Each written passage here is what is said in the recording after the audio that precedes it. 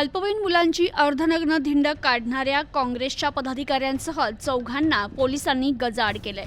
अहमदनगर शहरातील नवनागापूर परिसरात अल्पवयीन मुलांना लोखंडी रॉड, लोखंडी कोयता आणि कुऱ्हाडीच्या दांडक्यानं मारहाण करत त्यांची अर्धनग्न अवस्थेत धिंड काढण्यात आली होती।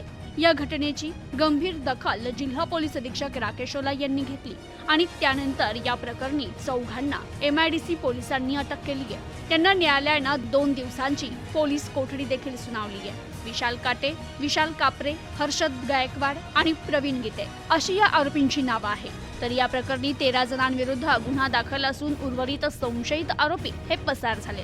तर घडलेला प्रकार गंभीर आहे।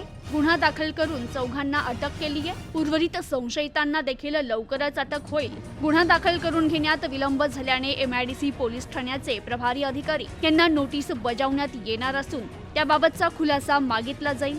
तसेच ते दोषी असल्यास कारवाई केली जाईल, अहमदनगर जिल्हा पोलीस अधीक्षक राकेश ओला यांनी सांगितले। Bureau report, news today 24, Ahmednagar.